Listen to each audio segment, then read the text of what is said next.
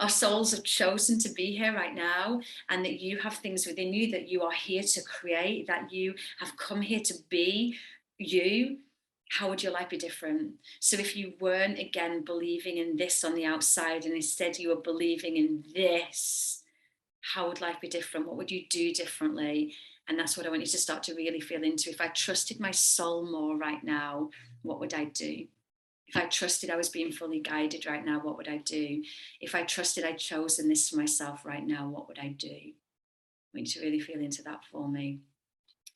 Someone just shared, let me find it, that beautiful Anaïs Nin quote. I'm probably really pronouncing her name wrong. And the day came when the risk to remain tight in a bud was more painful than the risk it took to blossom. And that's where we are at this moon. The day came when the risk to remain tight in a bud was more painful than the risk it took to blossom.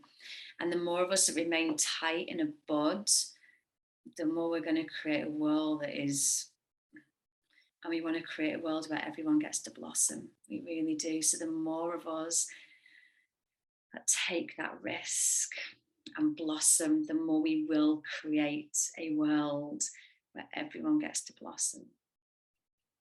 So thank you all so much for being here. Someone's just asked a question about being in a transition.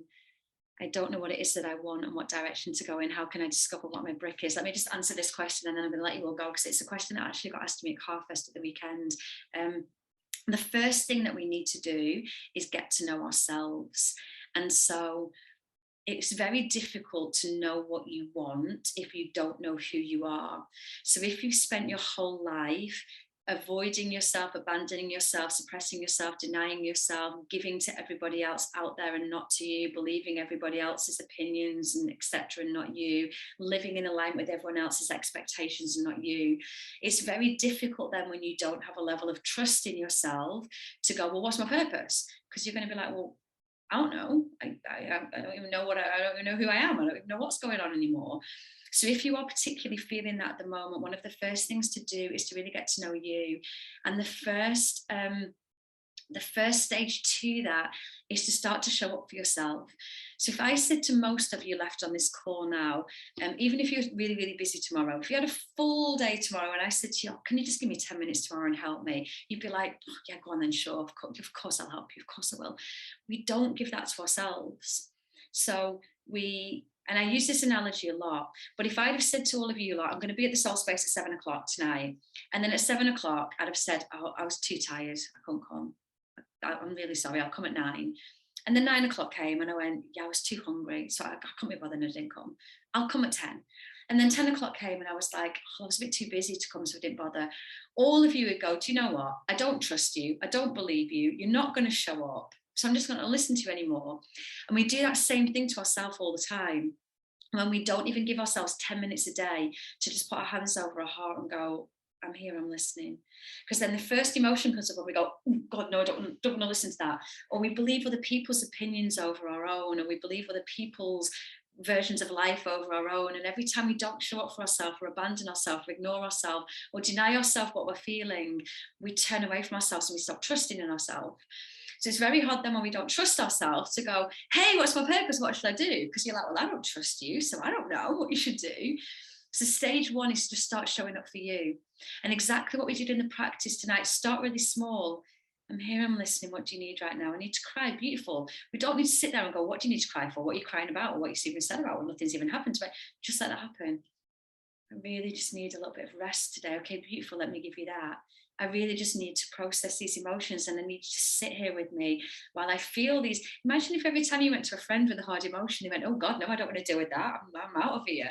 You know, I'm going to sit with you while you feel this. And the more we get to know ourselves and uncover ourselves, the more then we're going to learn to trust ourselves. And the more that same voice that told you on your mat today what felt good and told you what is going to tell you and help you with the direction you want to go. So I hope that's helped. But that's stage one. If you're really at that thing where you're like, I don't know, I promise you've got parts playing all of this. I promise you have. I promise you wouldn't be on this call if you didn't. You wouldn't. You'd have flicked through it on Instagram or deleted the email. You wouldn't have been here. You wouldn't have found your way here. So start to get to know you. start to show up for you, start to step up for you, start to believe in that inner light that you've got in you, start to believe that you've got a purpose right now, and let that then unfold and show itself to you.